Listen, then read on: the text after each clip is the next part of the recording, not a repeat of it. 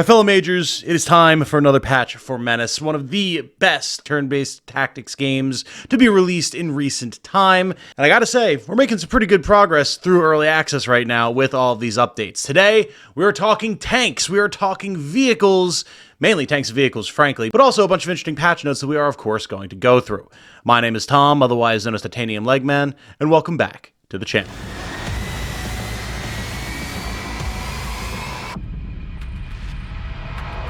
Hello everyone, if you enjoy what I do, including my ongoing coverage of early access turn-based strategy titles such as Menace, then a like on this video and a subscription to the channel would be very much appreciated. Thank you so much. Also, and I have to call this out because there's going to be some big changes coming very soon, if you are interested in seeing some cool new stuff that's going to be coming to my Patreon by the end of the month, I recommend that you go and you check it out. The revamp has not been done at time of recording, but it will be done very soon, so keep an eye on that. Consider supporting if you would like to. It helps the channel immensely, and you're going to get some cool new stuff as a result if you choose to do so. That said, let's move on to the main topic of the day. As always, I will have the full patch notes in the description for patch number 10 of Menace. We're not going to go through every single bullet point, but we're going to hit the major stuff, so check it out for yourself if you want to get all the nitty-gritty details.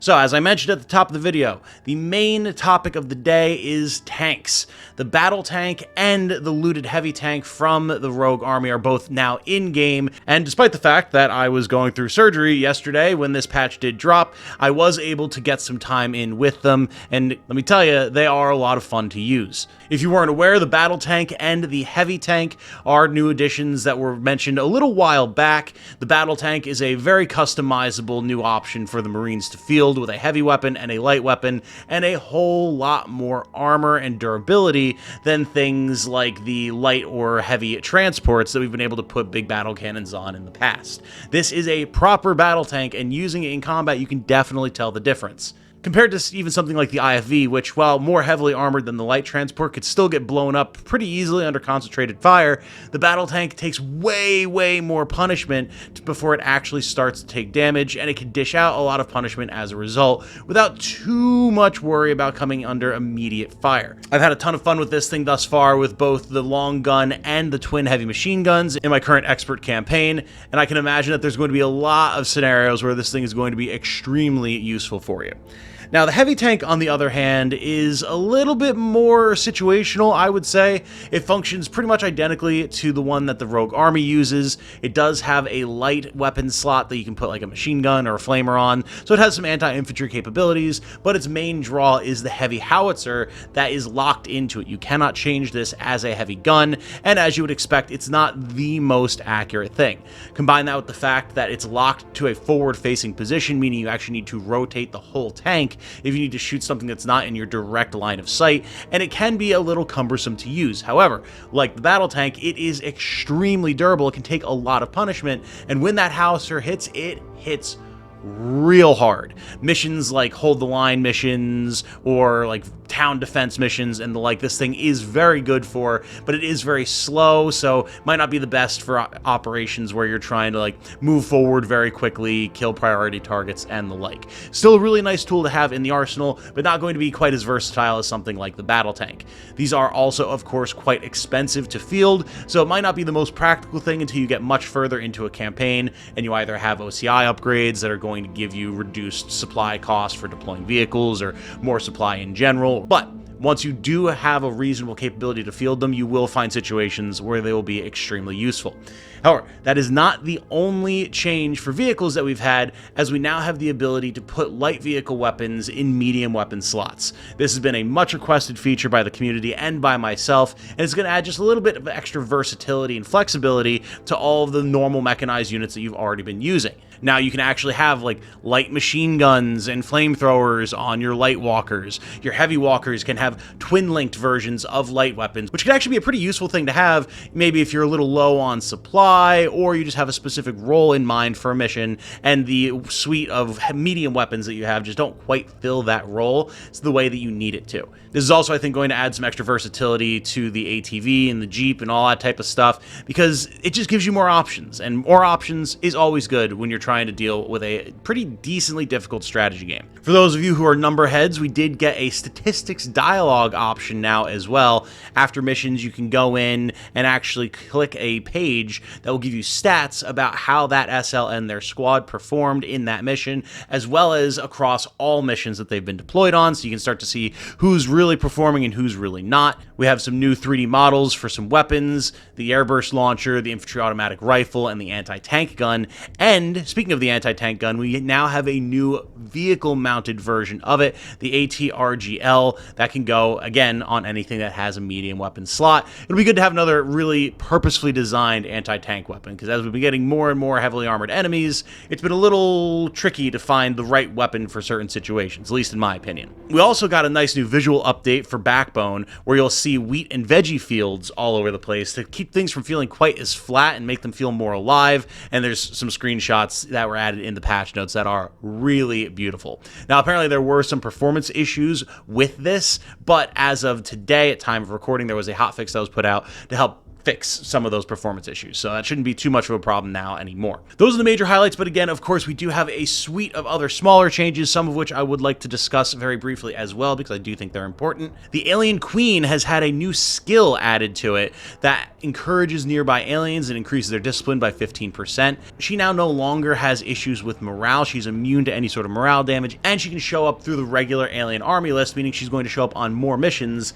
than just dedicated Kill the Queen missions, which is interesting, because it's a fun enemy type, and I feel like it's going to add a little bit more variety to the list of bugs that you're going to be able to encounter. We have another update for the redacted enemy, or, you know, the Menace, where if they fully corrupt a planet, the story faction of that planet is destroyed.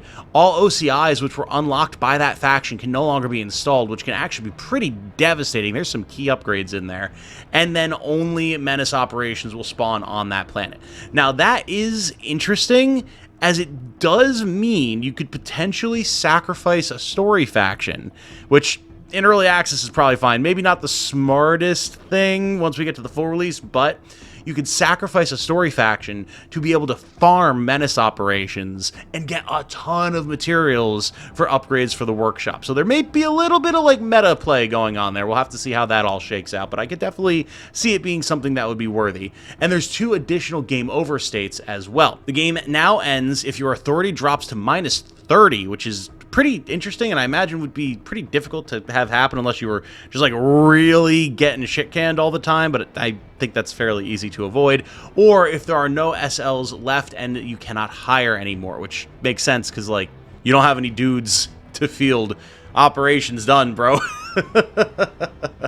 Another new vehicle weapon, a light weapon, was added, the anti-material rifle. I've not encountered this yet, so I don't really know how it performs or what it really looks like, so we'll have to see. If anyone has any details about it, please do post it in the comments. And then there's a suite of improvements and bug fixes. For the improvement section, the 2 biggest ones are that certain destructible objects like junk piles no longer count towards don't destroy more than X buildings secondary objectives, which was always super aggravating because you'd be like, okay, I really want to try and get all these bonus objectives. It can be difficult to not destroy all the buildings, but like I'm being really careful. Oh no, I accidentally destroyed a pile of junk that counted towards my buildings. Like, it's not a building, it's trash. So good to know that that is no longer going to be something that's counted against you. And when you're selecting rewards on the operation results screen, you have to actually confirm that you want to select a reward. It's like if you're like me and go to click on something because you want to look at it, not realizing that it's going to automatically just take it for you, that'll no longer happen. You can click around on any items that you want. It won't be until you click continue that your selection will be confirmed and it'll be added to your inventory. Nice little quality of life change. Just gonna be one of those things that helps reduce frustration in a game that can already get frustrating at times. As far as bug fixes are concerned,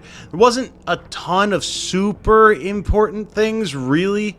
The only one that really caught my eye is that construct floaters no longer contribute to the like kill the X number of enemies objectives, which was really annoying because it'd be like you had to rush, what was it, spawning any construct floaters, because if you didn't, it would just keep adding to the tally of things that you needed to kill in perpetuity. Not an issue anymore, so you don't have to worry about that, which is nice. And then finally, we have a couple of balancing changes. The Light Walker was reduced from 160 to 140 supply. It'll be a little bit easier to deploy now. The AT War Dog attack range was reduced from 6 to 4, so a little bit of a nerf there. Vehicle movement costs were adjusted. Movement costs for light carrier on roads was changed from 8 to 10, so a bit of a nerf for the carrier, which is a shame, but thing could get pretty speedy, so I guess I get it. The amount of progress you need to make through the campaign before the pirate heavy machine gun truck was bumped up from 15 to 20, so it won't show up for a little longer, giving you a little bit more time to build up some anti-vehicle weaponry. The accuracy of twin-linked weapons was adjusted. The medium walker had its movement costs reduced from 20 to 16, so it'll be a little bit speedier, which great. I love my medium walker. And the two biggest ones for me out of the balancing changes: reduced alien variety in very early game instances of mission corrupt xenohatchling DNA. I can only hope that this means that we are going to see far fewer, if any, bombardiers in the early game versions of that mission, because it's what made it so very obnoxious. And the construct carrier's smoke screen skill only lasts for one turn now, so it doesn't get a free turn of cover in the smoke after you roll over into the next round. You will still then be able to shoot it again, making them much, much easier to kill. All told, this is an awesome patch. I love being able to dive back into my campaign, get some new vehicles, have some new variety of weapons that I can put on different types of vehicles, and really start getting some combined arms, tanks, and infantry warfare going. We had a little bit of it with the different troop transports that could put some heavy weapons on them, but now you actually have proper tanks. It feels like you get to fight a proper war. And with how many enemies you're fighting, and with the variety of different types of enemies that they can deploy, especially fighting things like the Rogue Army, it feels appropriate to be able to have some proper heavy hardware on the field. A lot of good quality of life changes, lots of good balancing changes. Very happy overall, as I always am with each of these patches from Menace, even if every once in a while they add in a mission type that really needs some tweaks before it feels good to play. That said, I am very curious to hear what your guys' thoughts are. Have you used the new tanks yet? How do you like them? How are you feeling about the current state of Menace as a whole? Are you happy, upset, needing more, or feeling pretty content? Let me know all of it down in the comments below. As always, you know I'll be down there chatting away with y'all. Also, of course, huge shout out, as you've been seeing their names scroll by on the right-hand side of the screen, to all of my direct channel supporters, whether you be YouTube members or patrons. I appreciate the support as always, and especially now more than ever when I've had a lot of medical stuff going on, and you know those bills tend to rack up pretty quick because I live in America and we hate our people here when it comes to healthcare. That said, I'm going to wrap this one up here though. My name has been Tom, otherwise known as Titanium Legman. Thank you all so very much for watching. I hope that you all have a good night. Stay safe and healthy out there, everybody. And remember, be good to each other, y'all. Bye now.